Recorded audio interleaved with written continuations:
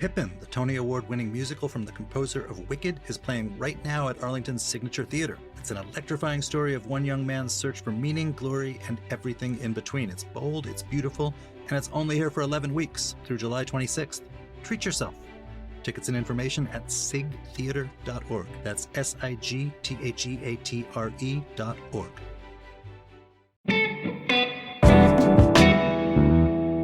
Today on CityCast DC, there have been no citywide public polls of the DC mayor's race, but that changes today. I'm here with Giacomo Scotriti, one of the pollsters who conducted CityCast's very own poll, which is full of jaw-dropping findings about the state of the mayor's race, DC's new demographic divide, and the ways new Washingtonians are shaping this year's vote. I was so excited to dive into this, and there is a lot more coverage for you to check out at dc.citycast.fm and in our newsletter this morning. Enjoy this conversation. It's a good one.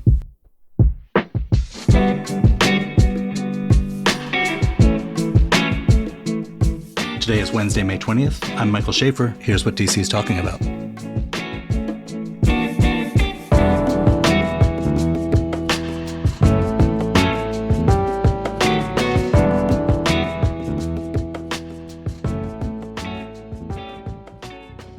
Giacomo, welcome.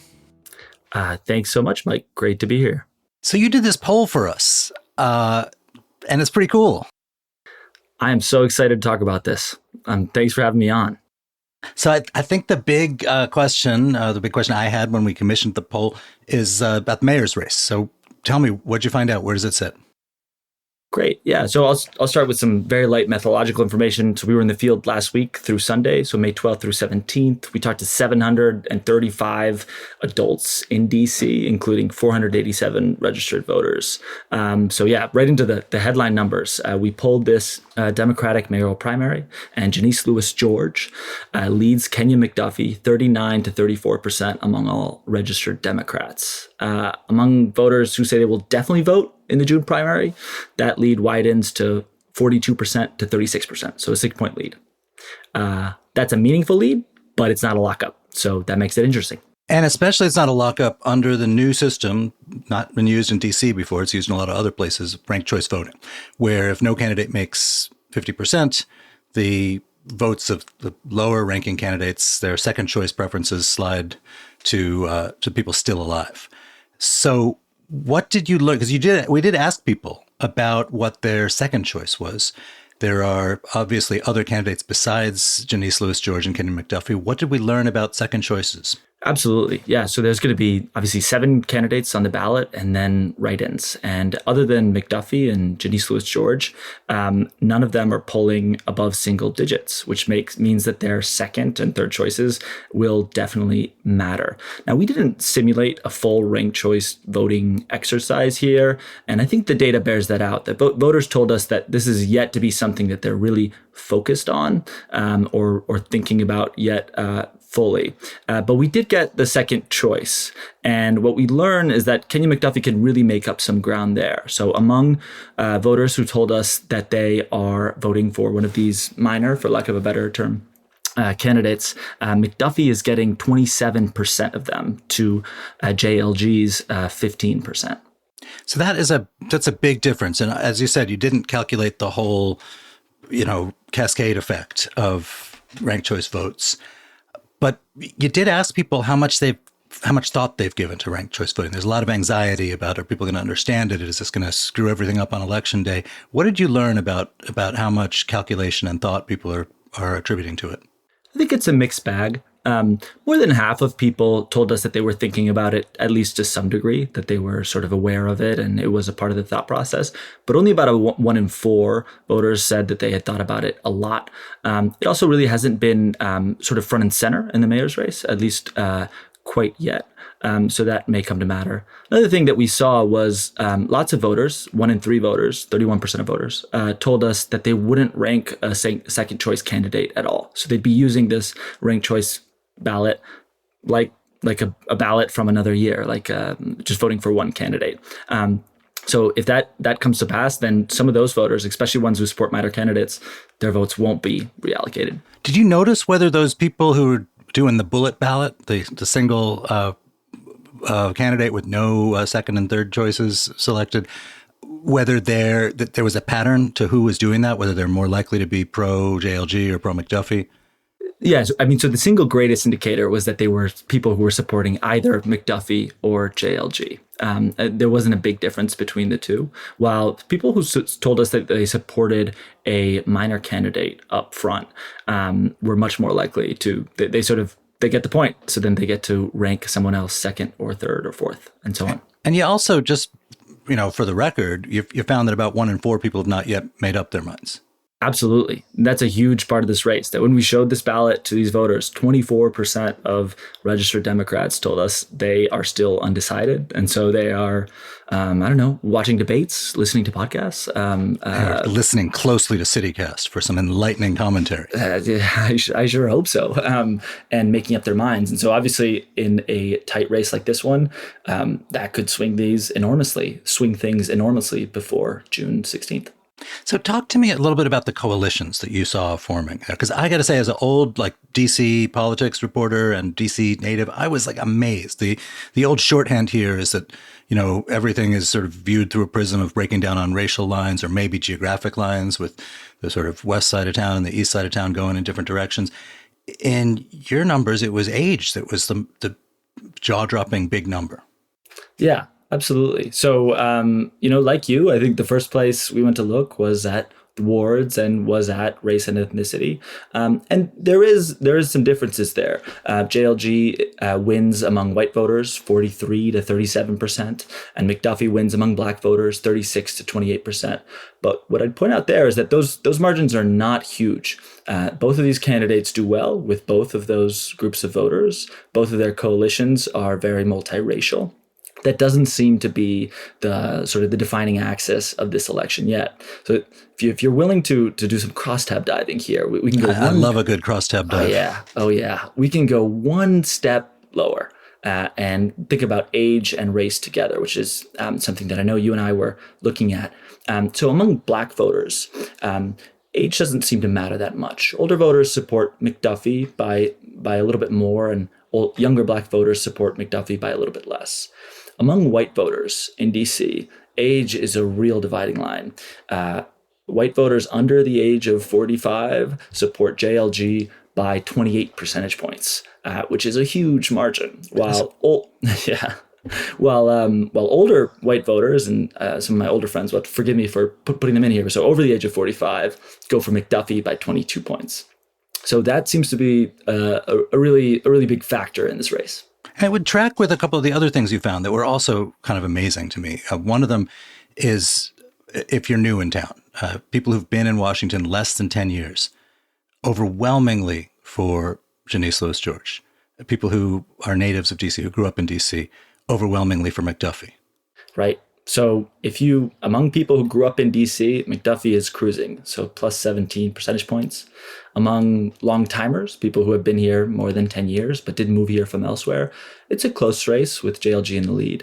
But JLG's big margins come from new arrivals, so people who have been here less than 10 years. She gets 58% of them to McDuffie's 16, and that sort of drives a lot of the race there. I mean, it's an incredible thing, particularly in a city where gentrification and demographic change and neighborhood change has been such an emotional and difficult issue.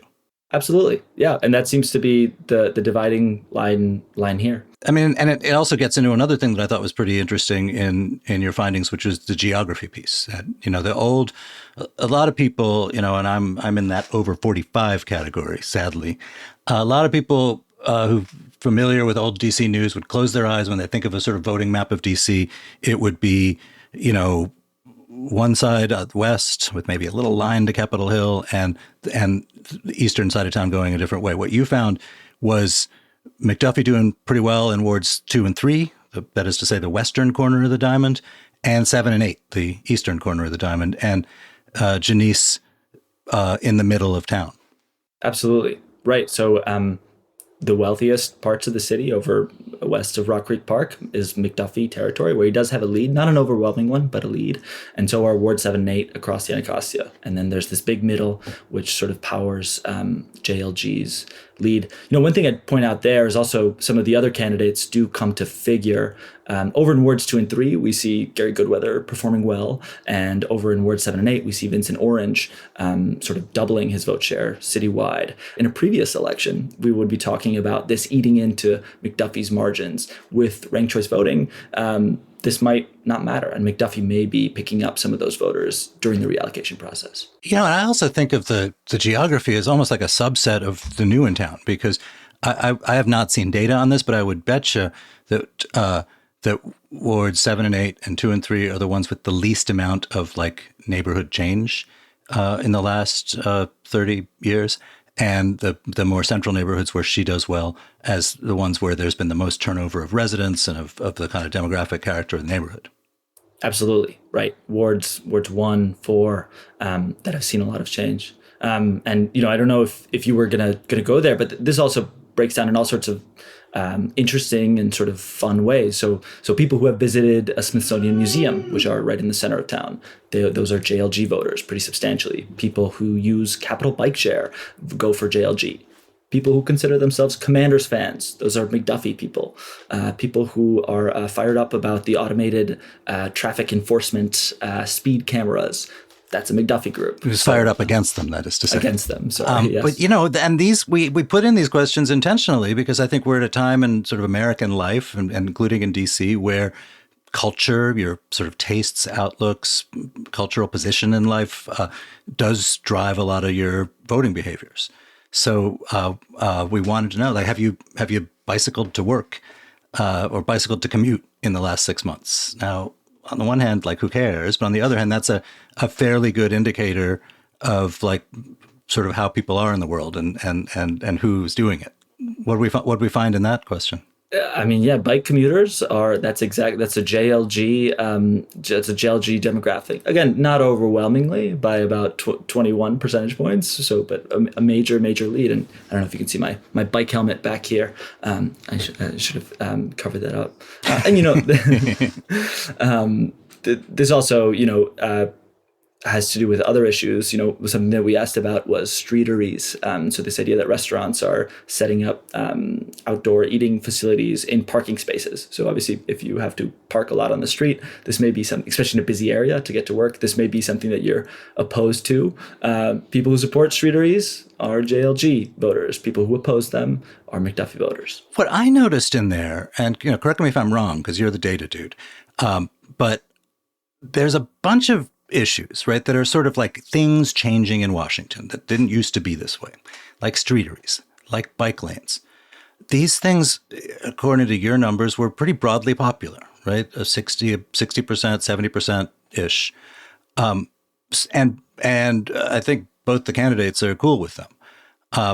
But what we found was that people who were strongly against these things, who want fewer streeteries and let's roll back bike lanes, which is a minority, those people tended to be very pro-McDuffie. Absolutely. Right. And he as a candidate has not necessarily endorsed these positions, but he does some to sort of be forming a coalition around those sort of demographic and attitudinal groups.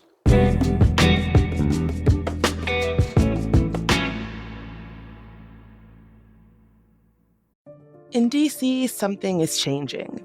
From 2023 to 2024, fatal opioid overdoses dropped by 33%. That's not a statistic. That's somebody's auntie, sister, father, neighbor, friend who is still here. Now, behind that number is a city that decided to fight back. And the DC Department of Behavioral Health is at the center of it, connecting people to prevention, treatment, and recovery services every single day.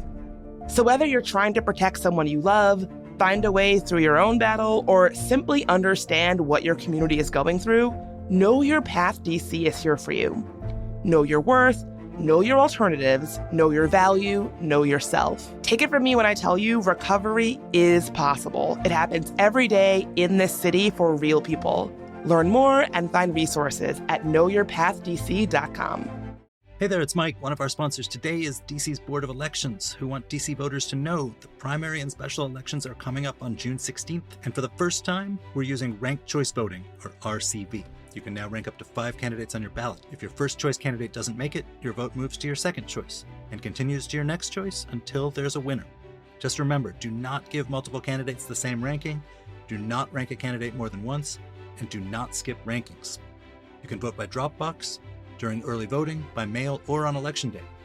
Have questions about the elections or RCV? Contact the DC Board of Elections at 202-727-2525 or visit dcboe.org. DC, get ready to rank your vote. Okay, CityCast listeners, before the DC summer heat cranks up your AC bill, let's talk windows. Because old, drafty windows are basically money flying right out of your walls, and Window Nation can fix that. They will replace your windows with custom-built, energy-efficient ones at a price that you will actually love. And here's why we trust them. They have an A+ rating from the Better Business Bureau, a 96% customer satisfaction rating, and over 45,000 five-star reviews. And right now, Window Nation is running their Buy 4, Get 4 free sale, meaning that you could replace every window in your home and get half of them free. Honestly, it's one of the smartest investments you can make. But this sale ends soon, so do not wait. Schedule your fast, free consultation today at windownation.com. So we did, just for the record, we did ask a lot of like more serious and substantive policy issues. It wasn't all like, what football team do you like? But you asked about housing, affordability, public safety, all of these issues. 70% or more of people called them very important for the next mayor to focus on. I was surprised that the number, when you asked about how important is it to stand up to Trump, how important a part of the next mayor's job is that, the result was rather lower. Yeah, so obviously probably not breaking any news saying that Donald Trump is not very popular in the District of Columbia. Is a 12% approval rating. One of the reasons for that could be the federal cutbacks that the Trump administration has undertaken in the last year and change. 45% of DC adults say that either they, a household member, a close friend or family member has been affected by these. We also saw 11% of respondents said that either they or someone in their household has lost a job to the DC cutbacks. And that rises to 15% among Black households in DC. That's just an incredible number. I mean, that's someone losing their health insurance, their pension. Right. And not just one person, but the household. Right. So it can affect a lot of people. So obviously that was interesting and very relevant to find in the data. Some of the policies that Trump has undertaken with respect to DC are very, very unpopular. For example, the sort of redevelopment of the National Mall and of East Potomac Park polls very, very negatively. The deployment of the National Guard, 1 in 5 DC residents calls it an occupation, and most feel very negatively about it. But as you said, standing up to Donald Trump isn't a first-order issue for the electorate as a whole. Affordability has really come to dominate as the top issue in this election, closely followed by crime. And Trump hasn't been the figure, hasn't been center stage. So on these issues that have been really driving local headlines and that voters themselves say are probably more important for the next mayor to do than standing up to Trump, I was kind of interested in the results, the youth curfews, which has been an enormous political divide and where Janice Louis George has taken flack for opposing it. And because she says it is dangerous and it exposes youth to danger, that is broadly popular. Like 72%, I believe, was in favor of that, including like half of her supporters. Right. Absolutely. Yeah, I was looking at some older polls of DC recently, and I was struck by how much crime was sort of a first order issue. And to some degree, it's less so in this poll in the sense that affordability has come to dominate. But that said, especially in a democratic city, some of these numbers are startling. This youth curfew policy has 72% support. A plurality of DC residents want more MPD cops, MPD police, more. Yes, which both candidates in different ways say they want to. Supported, right. And so there's not much of a constituency for removing it, though, of course, neither of the candidates have said that. One thing I'd point out just on the crime is, obviously we ask people how important are these issues for the next mayor to address. And all of these issues are important. So people told us that these issues are important.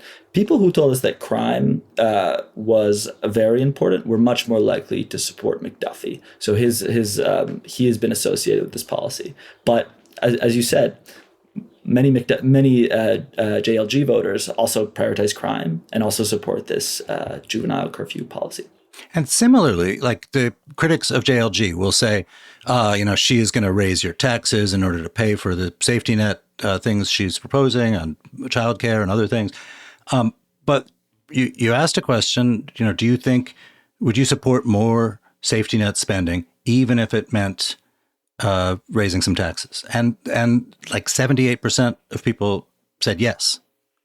Yeah, I think I was thinking about it as like the single most popular policy in the survey, that expanding DC's safety net, so housing assistance, food assistance, healthcare, is overwhelmingly popular. And as you pointed out, we said even if it might raise some taxes, which I think is an important. So even with that in the question, people still react this way. And the minority of the respondents who said no to that proposition of help and expanding the safety net, even if it meant raising taxes. That group, which again is a minority, is very strongly pro-McDuffie. Absolutely. I mean, some of those people are independents or Republicans who can't vote in this primary, but the Democratic registered voters who oppose that policy are McDuffie voters. Can you pivot a little bit to we also have a race for congressional delegate, which you polled for. And it was sort of the same but different between the two leading candidates, Robert White and Brooke Pinto. Explain that a little bit. Yeah, Robert White has a much bigger lead over Brooke Pinto than JLG. He leads with 38% to 21% among all registered voters, and among people who definitely are going to vote, it's 41 to 24. That's definitely a clear lead. He leads across wards. He leads across demographic groups. What we're seeing there is that JLG's voters, JLG's coalition, does map on to Robert White's coalition. Her voters are overwhelmingly supporting him, but he's also made inroads with this McDuffie coalition that we've been talking about. So among McDuffie voters, Robert White basically splits them, 34% to Pinto, 33% for him. So that's obviously driving his lead there. We're also at the end of the Bowser administration. She's been mayor for 12 years. She, after winning the first time, she did not have particularly dangerous elections for herself. But you found a big split among voters about her. Yeah, absolutely. Yeah. So like I was saying, I was looking at old polls and I was struck, Bowser has maintained a positive approval rating for a long time. Last summer, there's a Washington Post poll where she had a plus 10% approval margin. Our poll found slightly more mixed reviews. We had about 49% of DC voters rate her positively as good or great, and 48% rate her as mediocre or bad. What I'd emphasize there is that most people's opinions are in the middle. There's not a lot of Bowser's great, and there's not a lot of Bowser's bad. There's a lot of good, mediocre ratings for her. The big split there is also age, right? Older voters, 66% of them, so 2 in 3, feel very positively about her, while among younger voters, particularly Gen Z, even millennials, are much, much more skeptical. And like the mayor's race, it doesn't break cleanly along racial lines. That doesn't seem to be the factor here. And you also found that your opinion about Bowser says a lot about how you're likely to vote for her replacement. Totally. And I mean, we'll see if that comes to matter even more in the next few weeks. But McDuffie leads JLG among Democrats who view her positively, 44 to 31. So 13-point lead, that's substantial. While if you have a negative opinion of her, then you will probably be voting for JLG. I was surprised by one thing in particular in this, and it doesn't have to do with the mayoral preferences, but just over half of the people seemed kind of optimistic about the future of DC, which, given the year we've just had, seemed kind of amazing to me. Yeah, that was a great result. We were thinking about whether DC is on the rise or whether they're cautiously hopeful. And you're right. There's a lot of cautious hopefulness. I think one thing that I was struck by that, obviously 54% of people said they had sort of an optimistic point of view and 40% negative, was that Gen Z was more positive than negative, that the youngest DC residents were looking forward with optimism for the city. I also feel like the older Washingtonians were fairly positive. It was, the people who were just old enough to have enjoyed their federal career before they got kicked in the nuts who feel negative. Yeah, absolutely. Yeah, I feel like I'm thinking of some people I know right now. But did this sense of optimism or non-optimism affect people's mayor's vote? So people who are pessimistic about DC are more likely to support Janice Lewis George by 12 percentage points. That said, people who are optimistic about DC are also likelier to support her by 1 percentage point. So there is a skew, but McDuffie is not winning either of those types of voters. We mentioned some of the Trump cuts. Did those, which were pretty equally distributed, more heavily distributed in the Black community, did people who had either themselves or a household or close family member affected by the federal cuts, did they tend to go one way or the other on either on the mayor's race or on sort of notable public policy issues? Yeah, absolutely. That was definitely a JLG constituency. So people who someone in their household lost their job were plus 15 for JLG, and someone who just knows someone who lost their job were plus 27 for JLG. While the 45% of DC residents who say they weren't affected were plus 14 McDuffie. But as you noted, there's not a lot of daylight between the two candidates or between Washingtonians in general when it comes to disapproval of Trump, of the National Guard. You also polled for some of these DC renovation projects he's doing in the mall and elsewhere. Did you find one? What'd you find? And then two, did that track at all with people's feelings about the mayoral race or other public policy stuff? Yeah, I mean, obviously, in a democratic city with a Republican president, especially in the context of some of these federal cutbacks that we've been discussing, there wasn't all that much daylight about those plans. But you did ask a question about sort of what, like, would you do? Would you stand up to Trump even if it meant some risk on home rule? What did people say about that? Right, particularly on the question of ICE, right? So we put to DC adults a sort of classic trade-off question where we said DC should refuse to cooperate with ICE even if Congress retaliates by threatening home rule, versus DC should cooperate with ICE to protect home rule even if it means helping with deportations. And a plurality, actually a majority, 60% of people said that they wanted to refuse to cooperate with ICE. There was a little bit of a difference between the two candidates' coalitions. So McDuffie voters were slightly more skeptical, 63 to 20% in favor of not cooperating with ICE, while JLG voters were pretty decided, 81% to 5% against cooperation. So if you are the campaigns and you're looking at this set of data, what are some takeaways that could actually, what would a campaign that has seen this sort of data likely do with it in terms of what the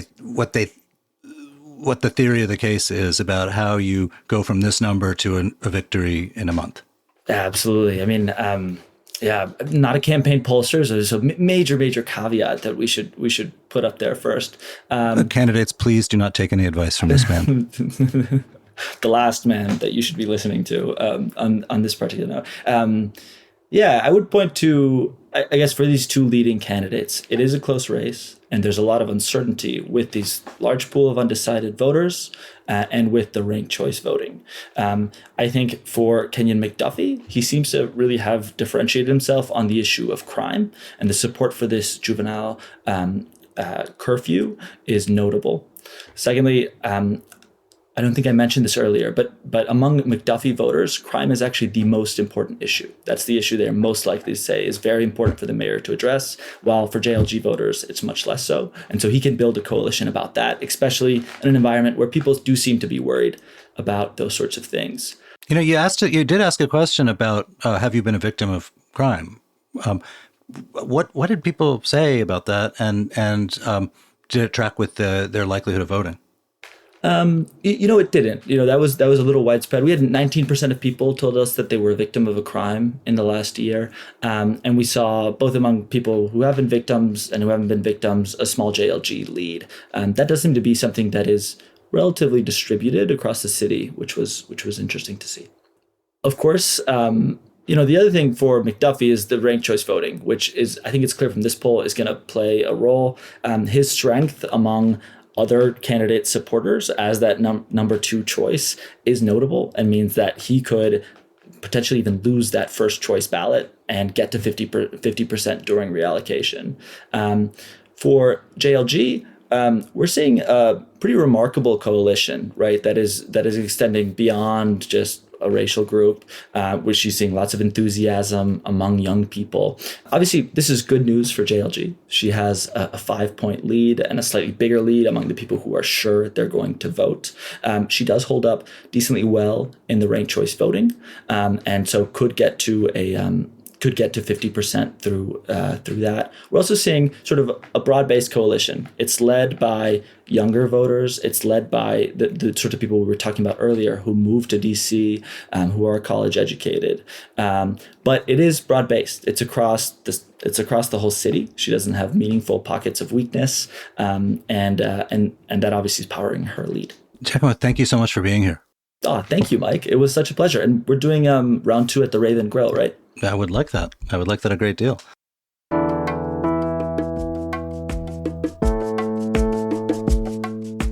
And that's all for today here on CityCast DC. If you enjoyed the show, why not tell a friend, rate the show, leave us a review, and subscribe to our morning newsletter. You can find that at www.dc.citycast.fm. The newsletter today is full of more deets from my conversation with Giacomo. We'll be back tomorrow morning with more news from around the city. Bye.